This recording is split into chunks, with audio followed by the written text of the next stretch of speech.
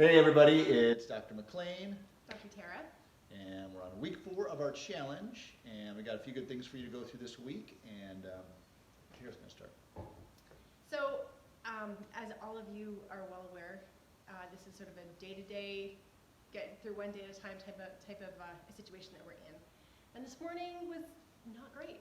It was a Monday morning, and our technology wouldn't work for the kids.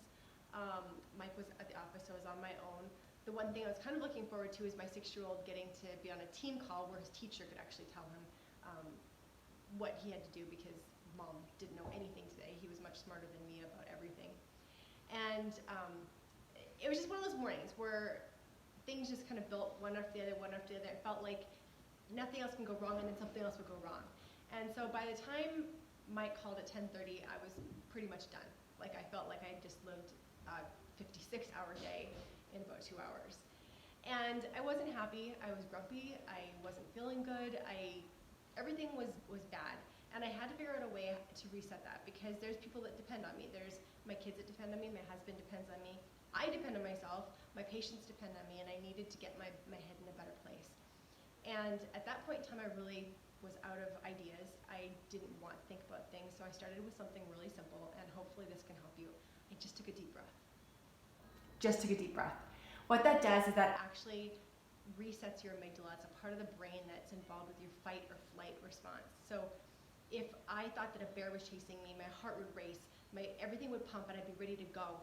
But I wouldn't have any calming hormones in my body. So I would feel anxious. The way you can reset your body is you take a deep breath. Now your body knows, well, if you're taking a deep breath and it's calming, there couldn't possibly be a bear, because you wouldn't have time to do that.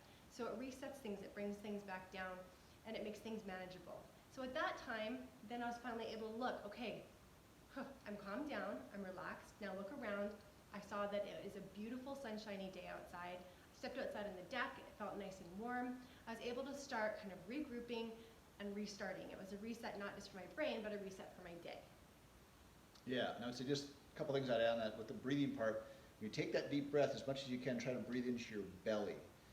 Breathing up here is stress breathing. And so when you take that big breath, try to draw it into your belly, have your belly expand rather than just your chest. One thing I'll add on that too is what's called the contrast principle, which is kind of what she's talking about. But one thing that really helped me when I broke my hip here a few years ago, and I was on, I don't know if I'd call it quarantine, I could still leave the house, but I was a little bit more homebound. And there's those days where I'd start feeling sorry for myself and be a little frustrated. And then I thought I'd use what's called the contrast. I would contrast that to, what if I was in Iraq being shot at by snipers? Well, I would much rather be in my own home. Or what if I was homeless? You know, I'd much rather be constricted to my own home with a broken hip than be homeless. So when you start to contrast that, then you go, well, this isn't as bad as I'm making it out to be in my own brain. So you can help that a little bit with the contrast principle as well. So second thing, we've been giving lots of tips on fitness tips, different things to do at workouts at home. Along with that is I'd recommend to do some what's called objective measurements. So we look at what's subjective and objective. Subjective is just reporting what you feel. My back hurts, my neck hurts, and that's okay, but symptoms aren't a very good indicator of health most of the time. You can actually feel very sick, you can have symptoms of sickness and actually be healthy, just like when you have food poisoning, for example. You're vomiting, you have diarrhea, but your body's actually expressing health, it's getting things out. So when you're doing anything when it comes to your health, looking at objective measurements, not just subjective. So for example, along with, let's say, the COVID things right now, a lot of mixed information, but some people recommending you should wear a mask, some people they're saying they're not effective. The one thing I saw here recently is that the one thing it does for sure is when you're wearing a mask, it restricts oxygen going into your body. So it may help you prevent from avoiding the germ, but maybe it's going to lower your oxygen levels and it's make you more susceptible to COVID or pneumonia or flu virus or any of those type of viruses.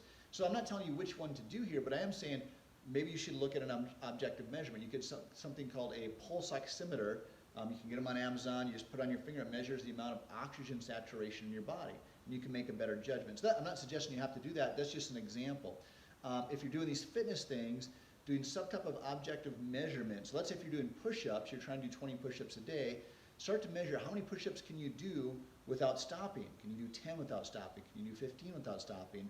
And have an objective goal of trying to reach 20 or 30, whatever that number is. So you have an objective measurement versus just how you feel. Or when Dr. Chair does the ChiroThin program that we're doing in the office, it's amazing. We don't just measure the weight on the scale, that's just one piece of it, but we look at body fat and body water percentage and metabolic age and visceral fat. Those are more objective measures, because the weight might, your water percentage might go up in your body, but the scale might not change because you might lose fat and gain water. Okay, so they're going to balance out. So, anything you want to add on that as well? No, no. Okay, so look at those things, and if you have any questions, Vince, what kind of objective measurements you can measure for yourself, please let us know. Continue to do the fitness things that we've talked about to you the last couple of weeks.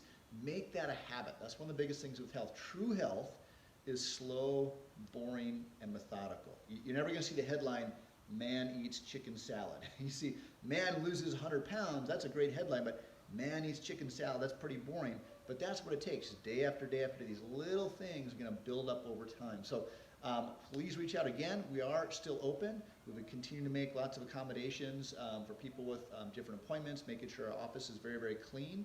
And we can also help you over the phone. So if you have questions, email, Facebook messages, call us. That's one of the easiest ways, just to talk on the phone, and we can answer any questions that you have. And sharing like this. Yeah, for your please friends, share anybody this. You think this could help. Yeah, we've been getting lots of cool feedback from all over the country, actually even up in Canada, so all over the world, and Romania too, right? Yeah, in so, Romania. yeah, so please share it so other people can see this, and we'd love to just help as many people as we can all the time, but especially during this time right